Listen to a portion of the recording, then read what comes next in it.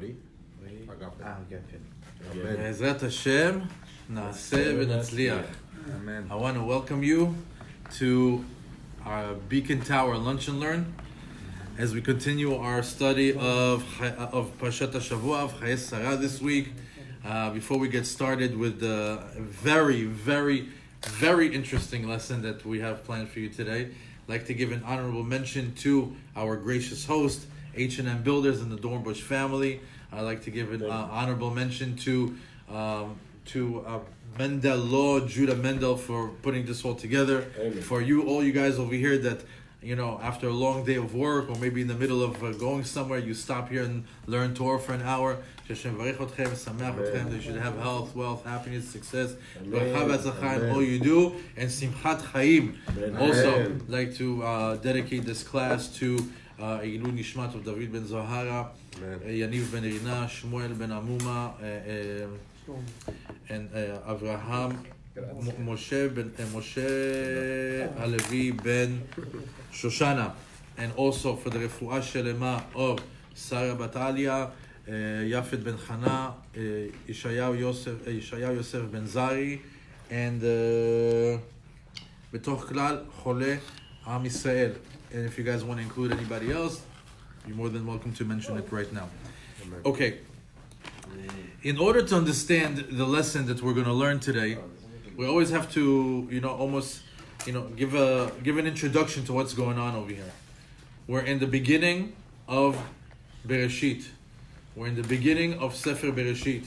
We're only the fourth perek into it, fourth parasha into it.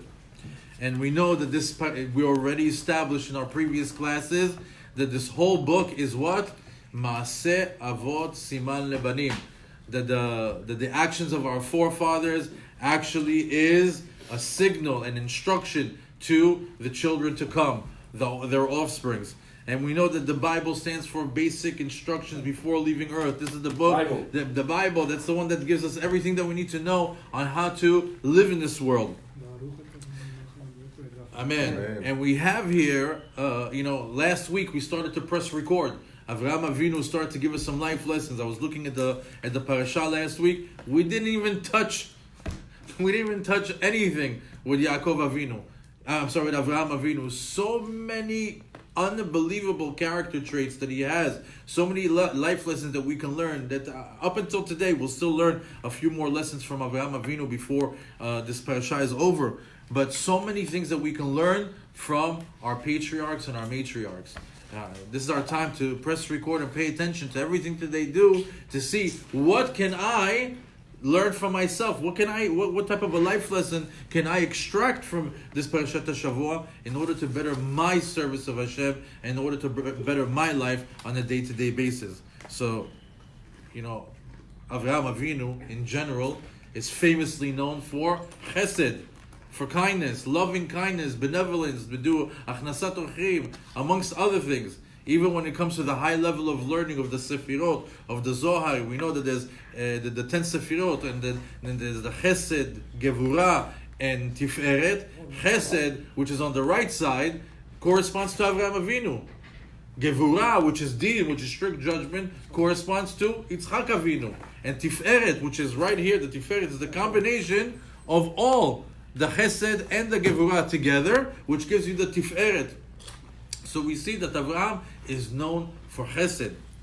And even though that in the last week's parasha we learned about Achnasat Ochrim, we saw how to deal with financial challenges, family issues, Shlom Bayit. We were just, as they say, Bektzeh Mazleg, on the tip of the fork, we were able to touch a few of the concepts that Avraham Avinu was dealing with. In this week's parasha, he's right after his 10th test. They say that Avraham had 10 challenges. The last one was Akedat Yitzchak. Some say that no, it wasn't Akedat Yitzchak. It's actually what happened after Akedat Yitzchak, which is when he came off the mountain to come home and he finds out that his beloved wife Sarah is dead. So they said, no, that was the challenge, not Akedat Yitzchak. But whether it was that was the 10th or the 11th or vice versa, we see over here something very interesting. The Akedah, being that it was the final test of Avraham Avinu, or the most challenging or the hardest test, was a test where a father takes his beloved child from the beloved wife and brings him all the way on top of a mountain in order to slaughter him as an offering to God. And Avraham Avinu was going to go all the way with it, even though that he didn't. Even though that he was stopped by an angel and instructed to let the kid go, put him away and put an ayil, put a different animal as a replacement offering instead of your son. We see that Avraham Avinu was going to do it. How do we know that Avraham Avinu was going to go all the way through with it? And not only that, there's something hidden over here, hidden inside this Akedat Yitzchak, something that maybe we don't pick up on when we read Akedat Yitzchak. How do we know that he was going to do it? Because nothing stopped him. The Midrash says that he was in valleys and hills, a very treacherous road. To top it all off, the Yetzer Hara turned himself into a river. And he went all the way inside the river until his nose, and he goes to Hashem, you asked me to go there. You showed me the mountain. I'm on the way over there. And now you have the water all the way to my nose. Should I go further? I'm going to die. Who's going to be the king of the nation? Who's going to continue the nation if not this son that you want me to bring as an offering to you? I don't understand what's going on, but I'm here, Hashem. Show me the way. Hashem tells the Yetzer Hara, move away. The river dries up, and he continues. He brings him up on the altar. Yitzchak says, I'm going to do the will of Hashem. Tie me up. I'm a strong boy. I might jerk. And if I jerk, what might happen? Maybe the knife that you're going to use is going to become not broken, but damaged. And then the shechita is not going to be proper. Tie me up properly. Here's my neck. Make sure you shecht me properly. Avraham Avinu comes to grab the knife, and everything in his being is saying, don't kill your son. But yet, as his body is resisting, he goes for the knife, and he's ready to do it. And he's right at the moment that he's about to slaughter him, and an angel appears and says, Avraham, Avraham, and stops him.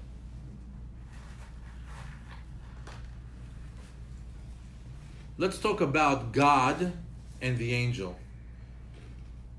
God speaking to Avraham, what's so unique about that?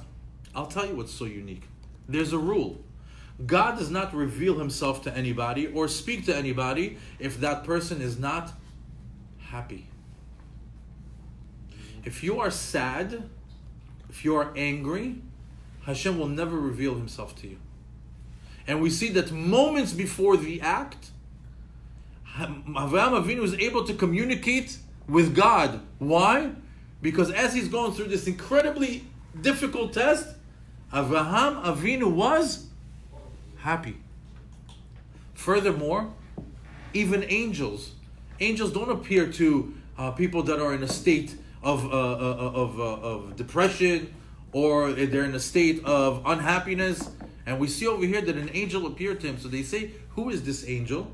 So it's very interesting. They say, every time you do a mitzvah, you create an angel.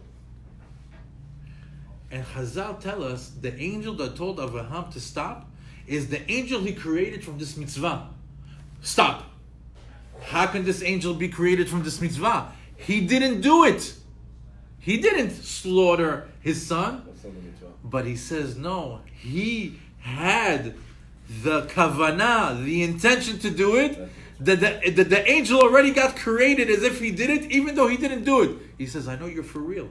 If I'm here, if I got created, for sure you were going to do it. Otherwise, I wouldn't be here. Stop. Your intentions are real. You don't have to go through with it.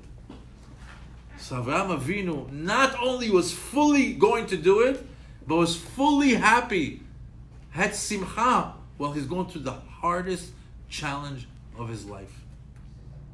The hardest challenge of Avraham Avinu's life, that we should never know this challenge, of taking your own firstborn and God forbid doing what was done over there, besimcha. I don't think anybody in this table, or anybody in general, even on this planet, Bruchim Habayim, could actually say that they can have this type of connection where you are tested to such a high level, yet still be happy. Now, after passing all these challenges,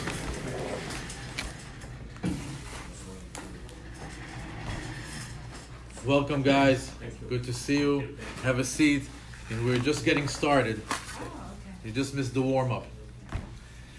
So, as Avraham Avinu passes his greatest test of Akedat Yitzchak, we see that he's facing a return home to the death of his wife.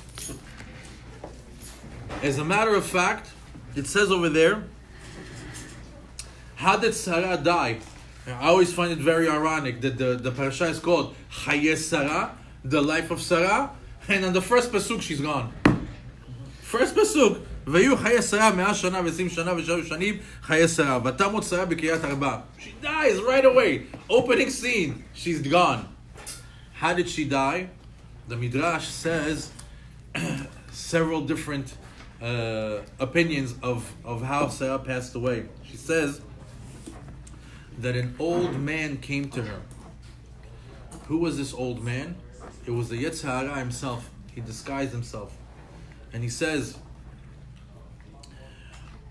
I was by the mountain and I saw your husband and he was holding a knife. And I saw a young man, and he described him to be looking like Yitzchak. And I saw him raising the knife, and just as he's telling the story, Sarai Menu is imagining that it's her husband and her son being tied up. And just as he's telling the story, that he picked up the knife and he's about to tell that he stabbed him to death or that he killed him to death. Just from that, before hearing it, Parcha Nishmata, her neshama went. Furthermore, there's another opinion.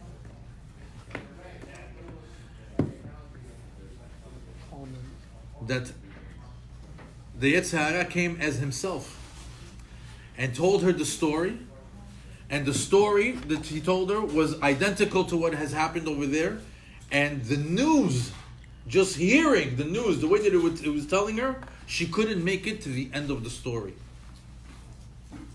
We see over here that it's very dangerous to tell people bad news. You have to prepare them for bad news. You can't just come and sneak up on them bad news. I think in a previous class we discussed of what's the proper way. That you sit a person down, you speak to them calmly about something else, you let him have him a drink of water, you mention the person that you want to talk about, and then later on, little by little, you bring up the idea, not just one shot. Sarai Menu, at the end of the day, passed away from bad news. Another opinion has it that actually Yitzchak came to her and told her the entire story. And she got to the point that she says, this is all of what she went through. She couldn't believe that her son went through so much torment. And she yelled and let out 6 yelalot, so almost like 6 yells. And from that, we learn how the 6 etrot that we make in the time of Rosh Hashanah. And she passed away. Anyways, very interesting on how she passed away. But what's happening over here? Avraham Avinu is coming to a dead wife. And it says over there that the Yetzer Hara was so upset that he passed the 10 challenges, that he says, you know why he went and told her that news and killed her with that news, or caused her to die from that news? So like that, when Avraham Avinu comes back and finds out, you know what he say? I'm sorry I did Akedat Yitzchak. I regret I did Akedat Yitzchak. Look what happened because of that. So when he came over there to lehaspid, when he came to eulogize his wife, the Yetzer Hara was right there to see, are you upset now? Are you going to lose your joy, your happiness now that your wife is dead because of what you did to your son? That's why he says Avraham Avinu. He says Livkota. What's Livkota? There's a small little chaf over there. Says that he warned her just a little bit. He cried just a little bit. Why? Because he wasn't going to stick around to let the Yetzer Hara win to say I got him sad and he's sorry about Akedat Yitzchak. He came. He gave his respect. He understood that Sarah Imenu is in a better place, and he moved on. Even though this is just the introduction to the beginning of the parasha, it's not even the lesson that we're here to learn. The lesson today has to do with a little girl, a 3-year-old by the name of Rivka, and a life lesson that this little girl can teach us. Avraham Avinu, after the death of his wife, becomes a widower. And a widower, halachically, cannot marry if he has kids that he needs to marry off. So right away, halachically, he went to go perform the mitzvah of getting his son married, to went to look for a shidduch. And he sends his trusted assistant Eliezer to go to the house of Betuel, to the house of Lavan. We're over there. He heard that Rivka was born, and she's going to be the zivug for Yitzchak Avinu. Now,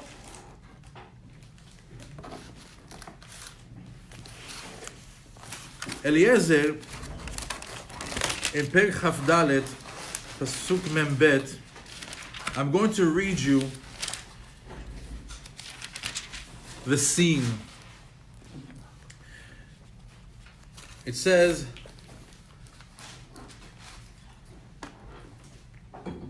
that a 17-day journey for Eliezer took 3 hours.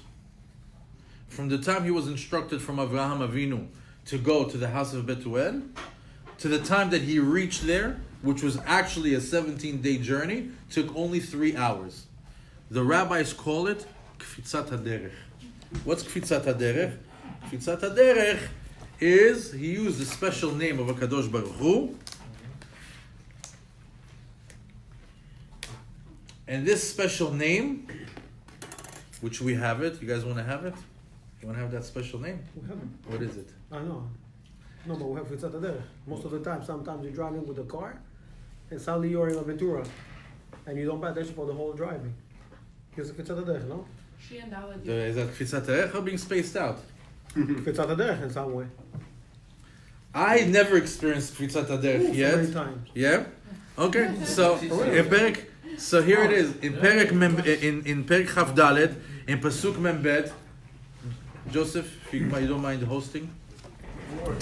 It says that Eliezer says, Va'avo hayom el ha'ayin. He says, and I came today to the eye of the river, or the eye of the well. So the rabbis tell us that is the hidden name, the secret name for Kfitzat HaDerech. Va'avo hayom el ha'ayin, the Vav, the Hey, the Aleph, and the Hey, that is the secret name of God for Kfitzat HaDerech. If you want to remember it, it's El HaShamayim ve'el ha'aretz. Elokei HaShamayim ve'elokei ha'aretz. If you want to remember that special name, it's Aleph and Hey and Vav and Hey. El HaShamayim ve'el Elokei HaShamayim ve'elokei ha'aretz. That's a special name to use. Now, when you get stuck on Biscayne, or if you're on US 1 or on the 95, you're not going to sit there and say, Elokei HaShamayim ve'el ha'aretz, and you think your car is going to jump. But, certain tzaddikim, they are able to activate Kfitzat HaDerech, a 17-day journey into 3 hours with activating holy names. This is one of them. So we have over here Eliezer on the mission to come get the zivug of Yitzchak, and begins the dialogue.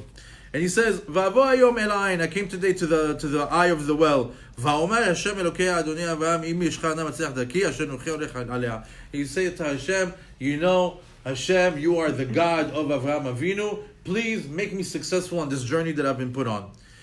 He says, look at me, I'm standing right now on top of this well.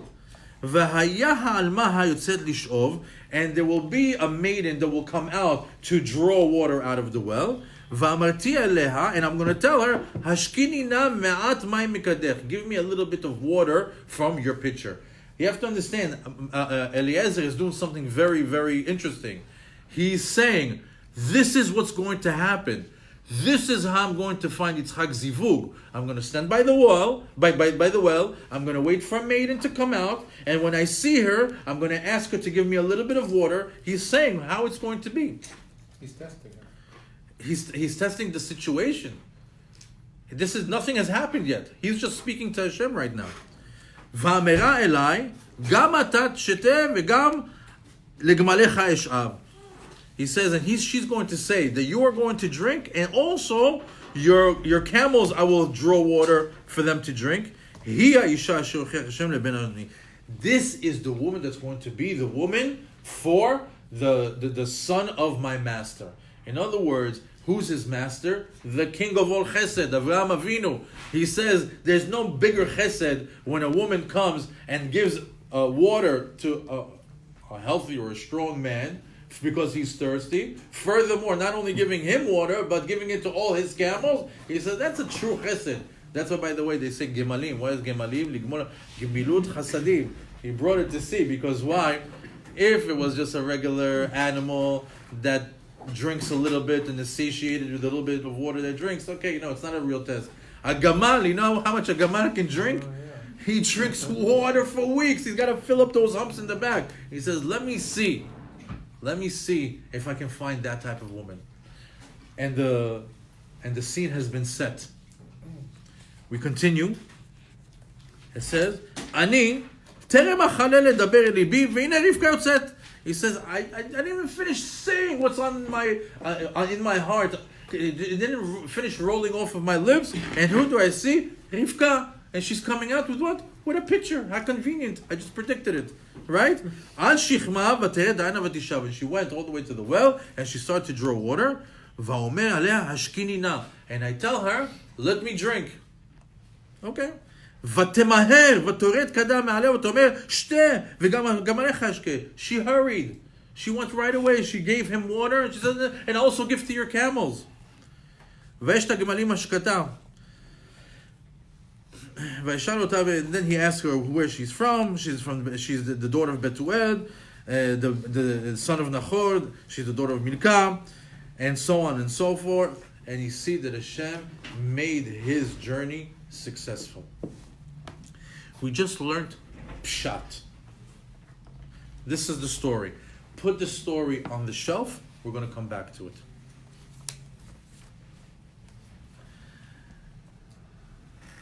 Just by learning this story just very plainly, we see that he created a condition, a conditional scenario that came to fruition.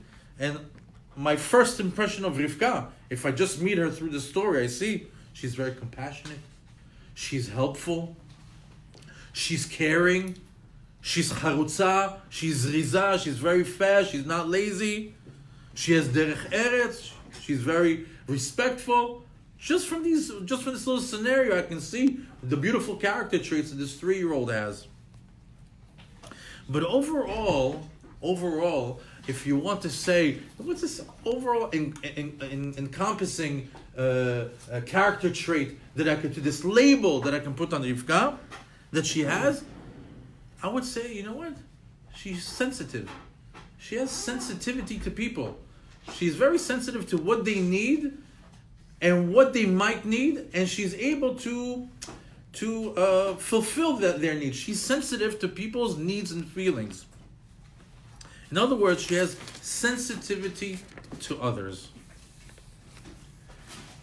Now, if we want to build on that, if I'm telling you that I see that Rivka has sensitivity to others by the way she behaved with Eliezer, I want to tell you that this actually has been a running theme in the past 4 parashiyot, and we've never even looked into it.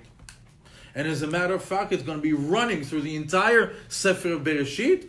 Just tonight, we're going to pick up the antenna, where we're going to now be more sensitive to pick up this lesson of how within Sefer Bereshit we see Avraham, Yitzchak, Yaakov, Sarah, Rivkah, Rachel, Leah, and their sensitivity to people. God's sensitivity to people. The 12 tribes and their sensitivity to people. A lesson that we want to extract from Sefer Bereshit is how to be sensitive to other human beings, to other Jews. Let's start from the beginning so I can show you sensitivity in Sefer Bereshit. In the beginning, in Sefer Bereshit, we have the story of Adam and Chava. We'll go to Perek Dalet, Pasuk Dalet, and we have over there the first murder in history.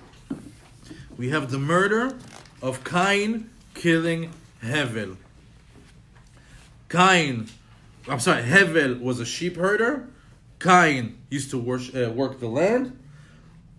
They were twin brothers, and right in the beginning of time we have a situation. And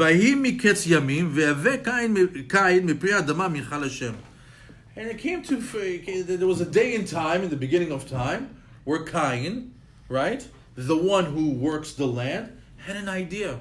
He said, you know what? I want to be grateful to Hashem. I want to be thankful to Hashem. I want to bring him an offering. And what kind of offering did he bring? The worst kind. Peels of fruits. It says that he brought,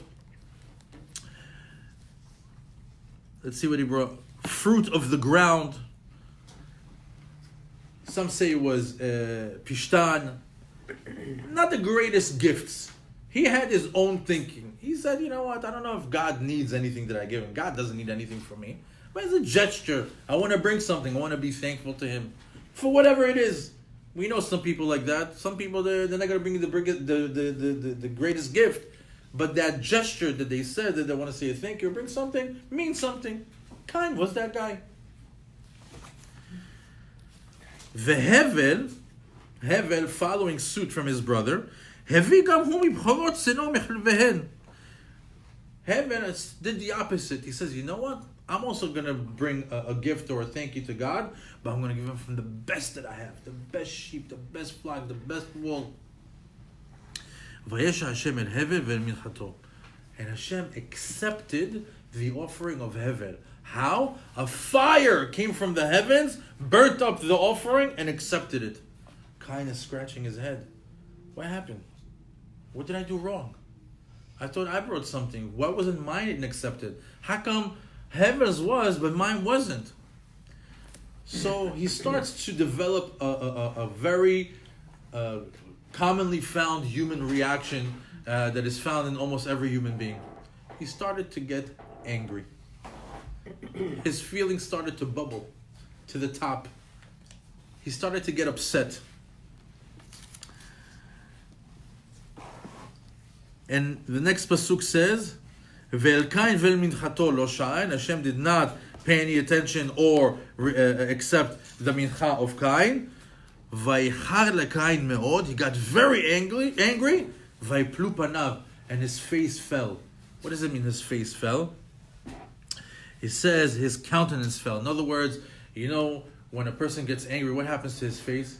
You know, when we laugh, our face gets stretched up, right? Yeah, you know, like everything gets stretched up. When you're sad, everything became depressed. Why is the long face? What's the long face? Excellent. So we see over here, the first case of depression in the world was with Cain. So right after Cain slips into depression, who's the first one to come and cheer him up? First one to visit him? Vayomer Hashem el Cain. God comes to visit him. Lama chara lach velama naflu panecha. Why are you angry? Why are you depressed? Hashem is visiting with him, trying to cheer him up. Hashem is sensitive to Cain and to where he is right now. He cares that he's depressed and not happy. הלא אם תטיב שאת ולא תטיב לפתח אתה תובץ ולך תשוקתו ואתה תמשול בו. It tells him, listen, don't let the Yetzirah take over you. Don't get angry. He's giving him a piece of advice. Don't let him control you. Don't get angry. It's not healthy, right? ויאמר קין אל הבל אחיו. I don't want to go too much into this particular midrash. Let's just skip to the fight. Cain fights with Hevel because he's angry. And keep in mind, these are the first human beings on the planet. Cain is angry, so he's acting out, he's hitting. Hevel's protecting himself, vice versa. As a matter of fact, it says that Hevel was on top of Cain. And he tells him, let me go, let me go. And Hevel says, okay, I'll let you go. And Cain gets up, and he grabbed the first thing that was next to him, and he started to hit him. And he hit him on the head, and he killed him. Another midrash says that he actually started to stab him. And he didn't know which way the neshama is going to come out. He turned him into Swiss cheese. He kept stabbing him. And all of a sudden he sees himself dead. And he's standing over there over his dead brother, and he's dumbfounded. He doesn't understand what is happening. He doesn't understand what's happening. Let's take this chidush I heard in London. I was on a trip and there was a rabbi that gave an incredible nuance on Cain and Hevel, and I'd like to share it with you. He says, Adam and Chava, the first two human beings, all they see is growth. Everything is growing. Everything is alive. It's the beginning of life. There's no death. They don't know death. They've never seen death. The first time that there was a murder or a killing or death is when Hevel brought those animals. That was the first killing of the world. That was the first taking of life on this planet. It's when those animals were taken up as a sacrifice. Not when Cain killed Hevel. Cain is saying, I don't know, I'm in a world where everything is alive, everything is growing. What's going on over here? He's never experienced it. My father never told me anything about killing. And as a matter of fact, as this being the first murder in history, you know what I would have thought? Perfect opportunity for Hashem to say, Cain, you killed Hevel? This is it. I'm going to make an example from you for all generations that there's no murder in this world. I'm going to kill you to show that nobody kills in my world. I'm going to make an example of you for generations to come, forever and ever. There's no killing in this world. But Hashem didn't do that. Hashem did not do that. What did Hashem do? He came back.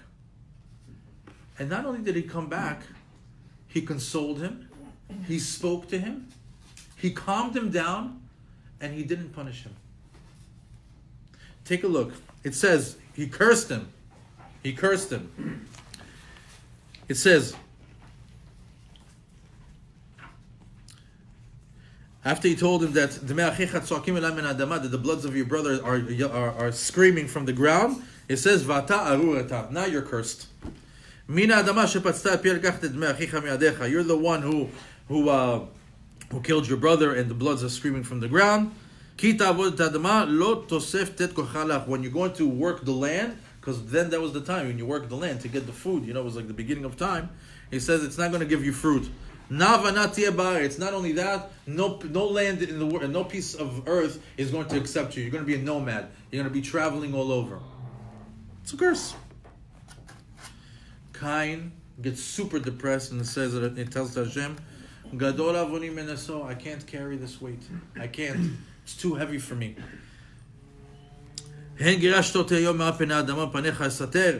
He says, you're giving me now, you want me to, you're kicking me out of this land, I'll be navanad, I'll be a nomad. And anybody who finds me is going to kill me. I'm the first murderer in history. I'm the first bad guy. They're going to come for me. What does Hashem do?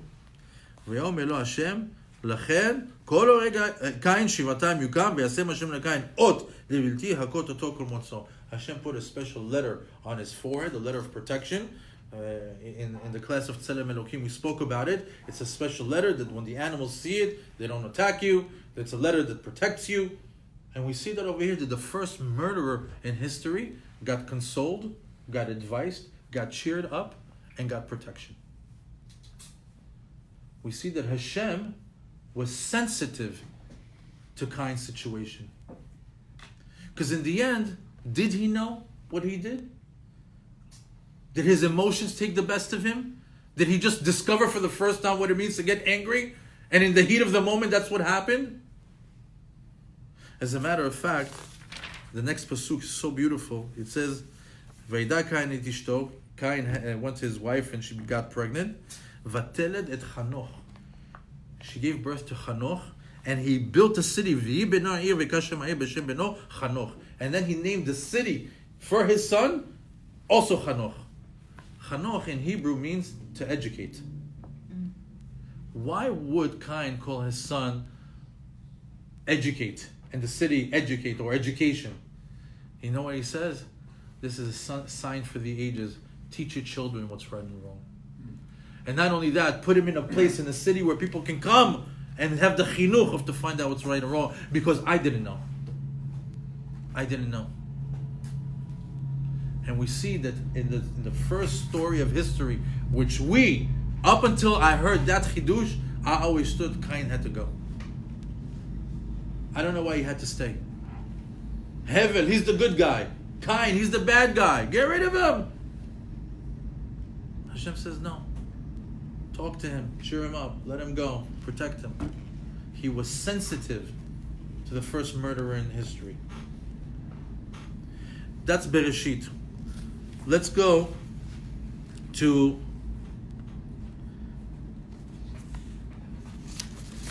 the next parasha, which is actually, you know what? Let's go to last week's parasha, Parashat Vayera, in Perek Yud-Chet.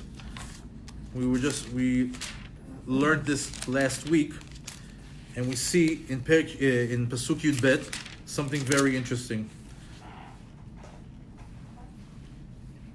Sensitivity to others.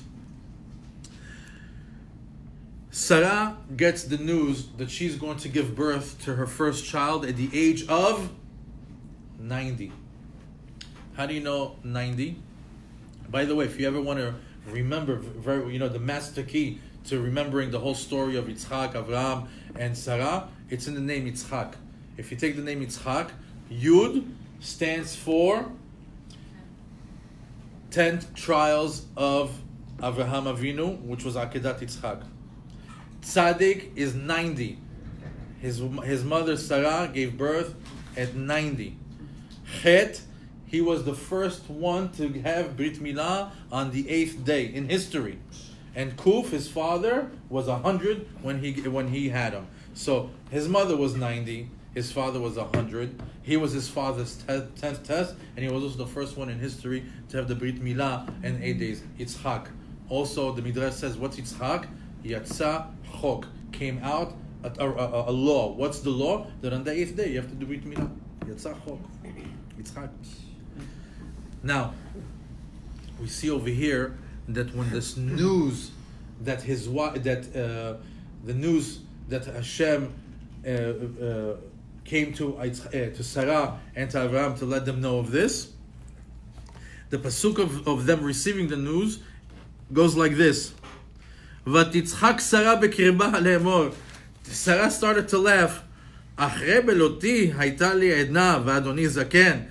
How can I give birth? I don't even have the menstrual cycle like women do. I'm past menopause. I don't have that. I'm all dried up. Not on the top, not on the bottom. How do you think I'm going to have a child? Not only that, I don't have the edna. I don't have the what? Power? No, she doesn't have the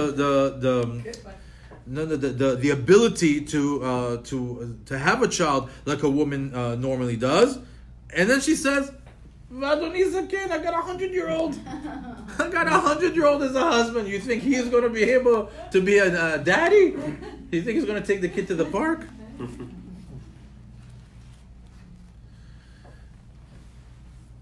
So you go to Pasuk Yud Gimel. Hashem goes to have a conversation with Avraham, and he says, "Vayomer Hashem al Avraham." Hashem comes to Avraham and says, "Lama ze tzachaka Sarah Why did Sarah laugh? How am I gonna be able to give birth and I'm so old? Wait. She said Avraham is old. Hashem comes to Avraham and tells us Sarah said she's old. That's why she came. That's why she laughed. Why did Hashem conceal that? Why did it say, hey, Sarah laughed at you, said you're an old man, you can't have a baby? Why did he say that? Shalom Bayit. He was sensitive. God was sensitive to Avraham Avinu's feelings. He was sensitive to the Shalom Bayit between a husband and a wife. And we know that when it comes to Shalom Bayit, mutar leshanot. What's the shanot? Not to lie, not shanot, to find a way to keep the peace. You don't always have to say everything. You don't have to be so truthful. Sometimes it's not about the emet. It's not about being right. It's about being smart.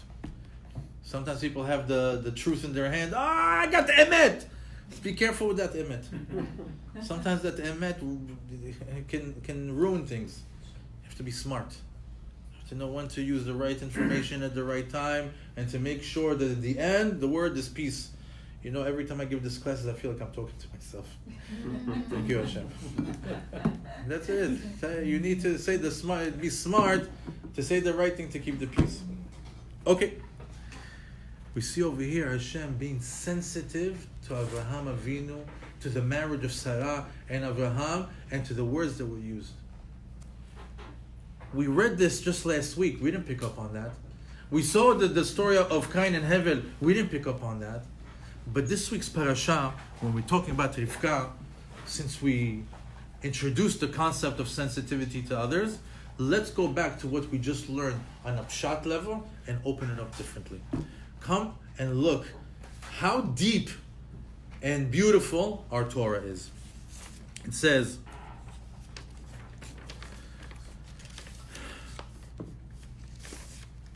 the Ben Ish Chai brings the Bet Aharon in regards to the story of Rivkah, and it says,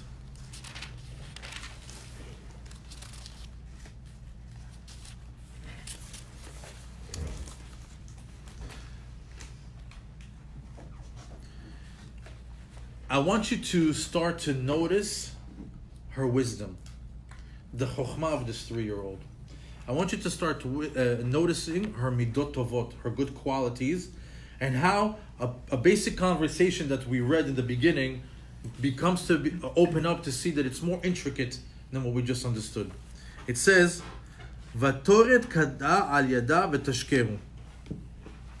She took. So here's a scenario. She goes to the well. She brings the water.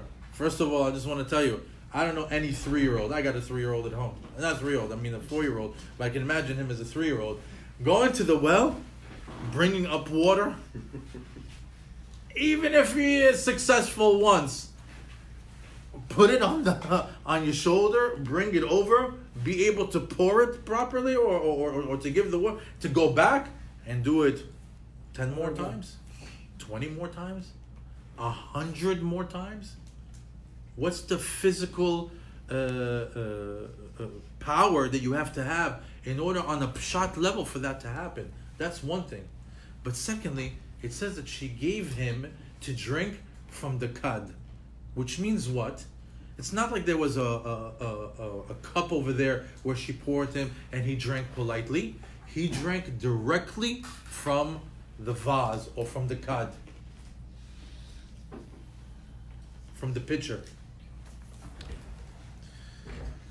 So now, I don't know about you, but anytime somebody drinks out of my cup, right away what I think? Germs. Right?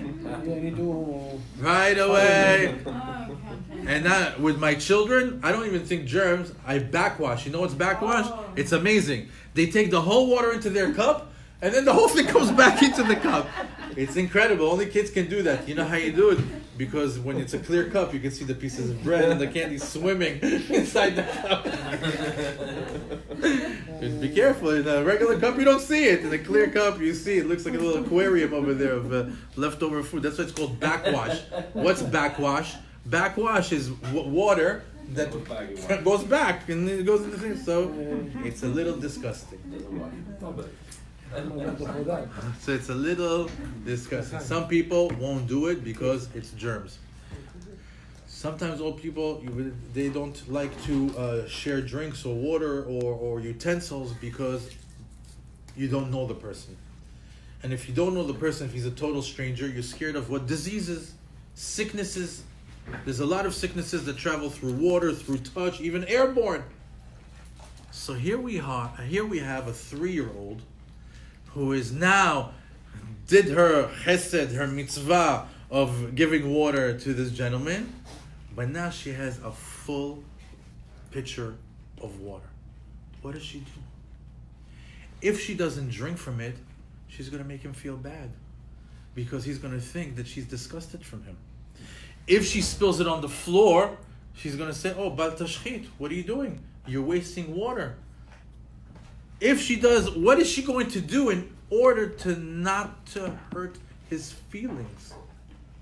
What does she say right away? She says, I'm going to give you water, but I'm also going to give it to your camels.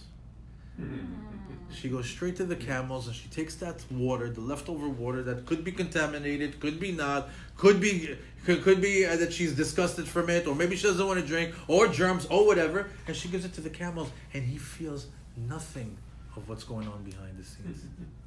She's sensitive to his feelings and how he would feel. Now,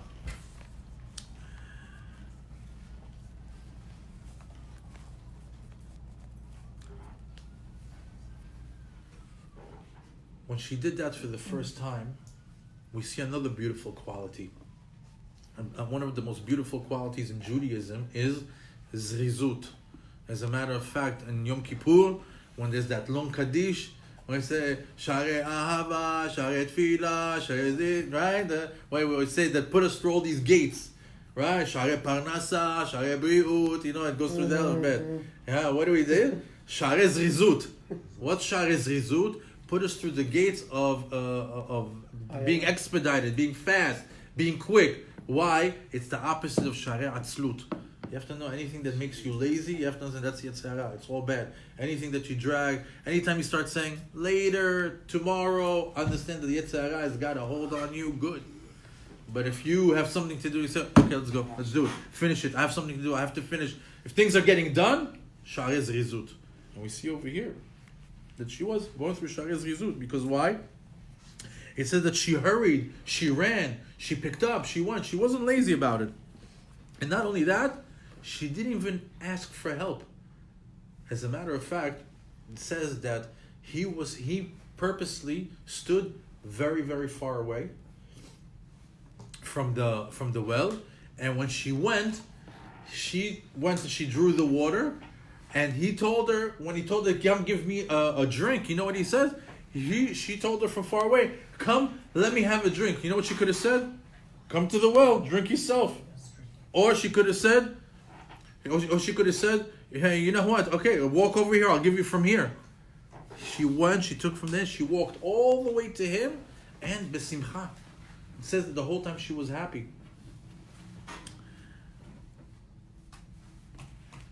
After checking all this out of how she acted with Eliezer, how she acted with the camels, how she was super sensitive to what was going on with him, he says, you know what? This girl has chesed down packed. Chesed down packed. She's going to be perfect for Yitzchak. Just want to say something about Shidduchim over here. You should know that opposites attract. That good marriages are marriages when people are complete opposites. Why? Avraham was chesed. Eliezer was his assistant. All he knew was chesed. All he knew was gmilut chasadim. He went and he looked for a wife that was what? Chesed. But we know that the groom is what? Din! Yitzchak is strict judgment. So why would he do that? Why he would find somebody that's complete chesed? Because it's a perfect complement, perfect din. Water and fire. Water and fire could, I don't know if that's the science, but it's working together always. Meaning the water and fire, I don't know about that one. I have to look into that. But I know that din and chesed is good. And I can tell you right now, in a house, sometimes it's the perfect thing. Because there always needs to be a police officer that tells the kids what to do and keeps the decorum. And then there's to be the softy that, calms everybody down to make sure that even though that there's a police officer in the house, there's also a little protection that they have. And the mother and the father have to play off of it. Sometimes they switch. But there's always a dean in the house. It depends on who you are. Sometimes you're Avraham, sometimes you're Yitzchak, and then it's an opposite for the wives. So we see that he was looking for her to fight the right qualities for Yitzchak, and we see that even in this story we saw a 3-year-old sensitivity to giving a man water. There's a famous rabbi who's very well known for Avat Yisrael v'Ahavta Lecha Kamocha. His name is Rav Israel de Salant, or Rav Israel Salanter. He's the head of the Musar movement, and he's very well known for being sensitive to other Jews. I heard a couple of stories just this Shabbat. It's incredible that I can tie him in.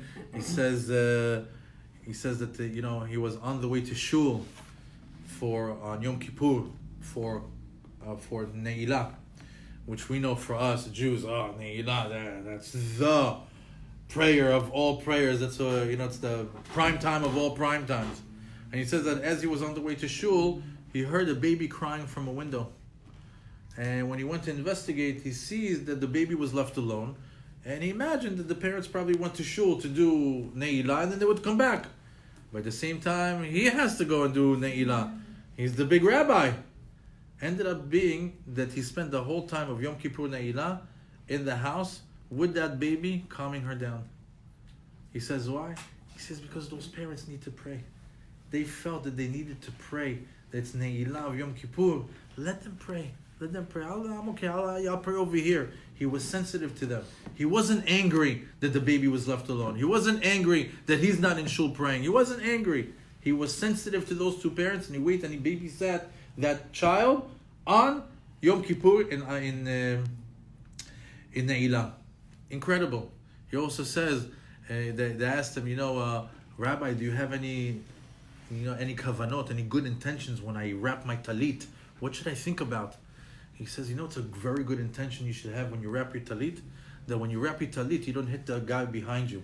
He says, sometimes when we put the talit, the thing goes fly like this. He says, be sensitive to the guy behind you, that you don't hit him with it.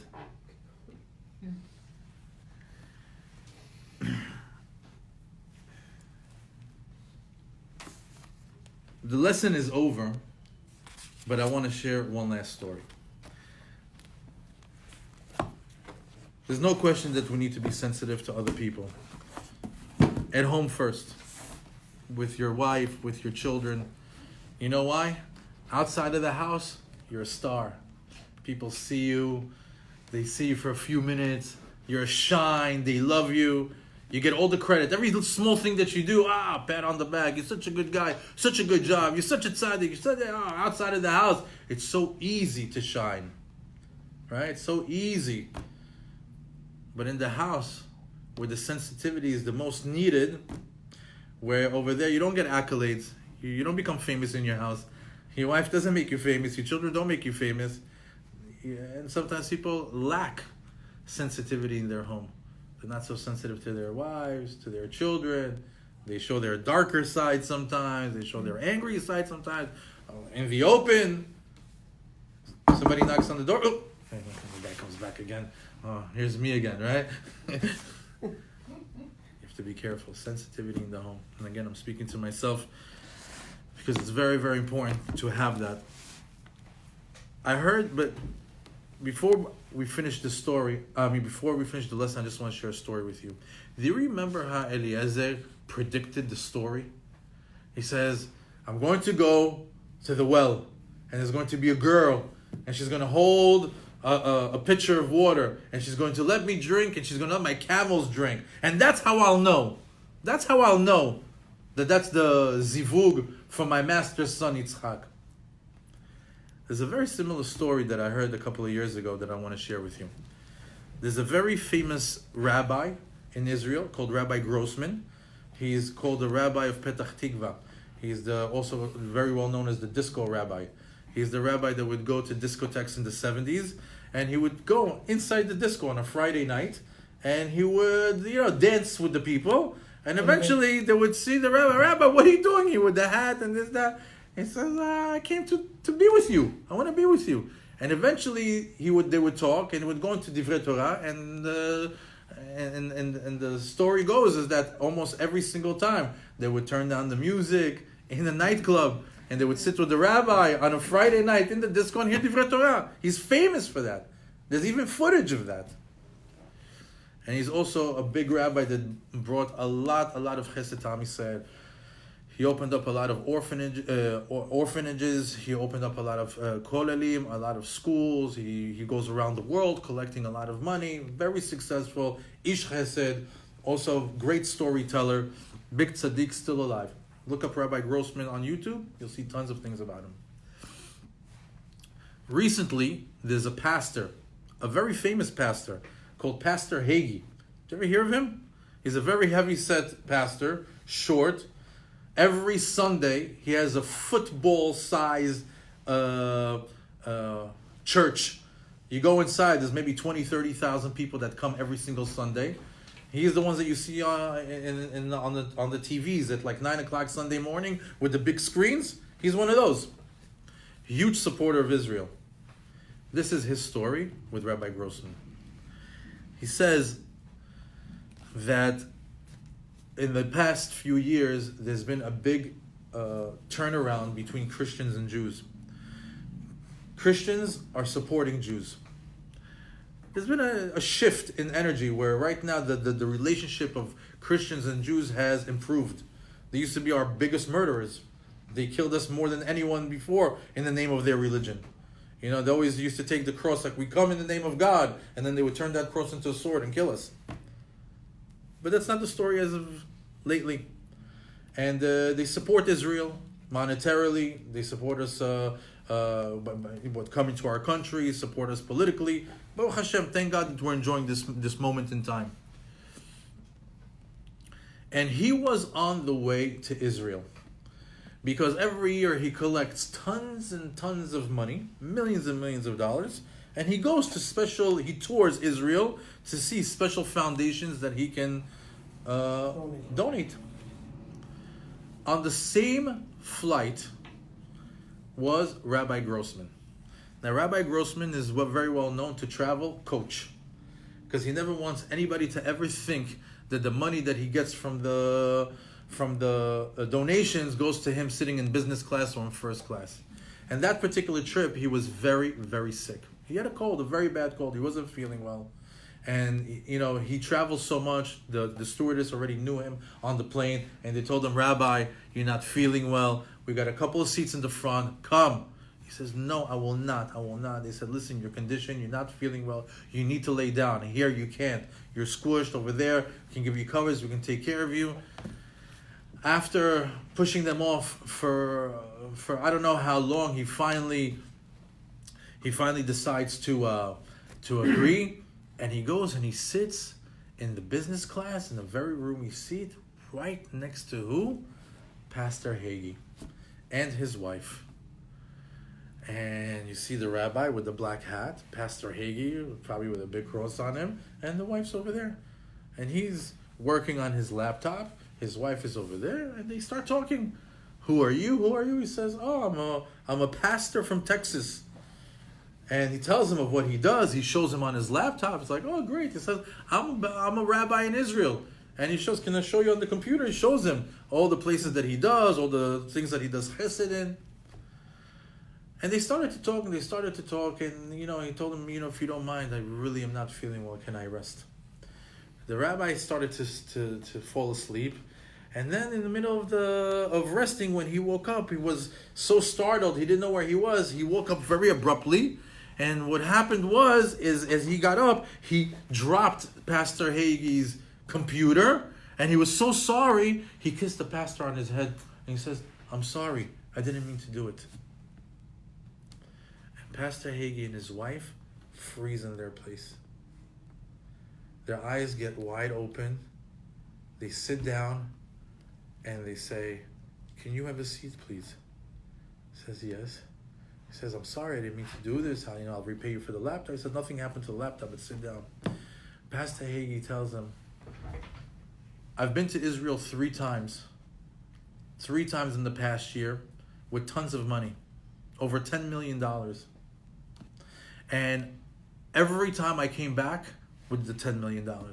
Because I couldn't find a foundation that I can connect with and donate. On this 3rd time, I told my wife, I'm going to go to Israel, and the person that I'm going to give the money to is going to give me a kiss on my forehead. And wouldn't you know it, Pastor Hagee gave $10 million to Rabbi Grossman, which he used for all that. And it's so incredible because we saw the story of Eliezer, of how he did that. But you want to know something? Sometimes you do something like that, and there it is. And that's what happened. Who would know that the rabbi would get up, be sick, he'd be there, so sorry. He says, the rabbi says in his speech, I don't know what made me kiss his forehead. Anyways, God is great. Our Torah is sweet. Hashem varech otchem, sameach otchem, and the Be'ezat Hashem, we find the sensitivity in our hearts to be sensitive to others. Shabbat shalom.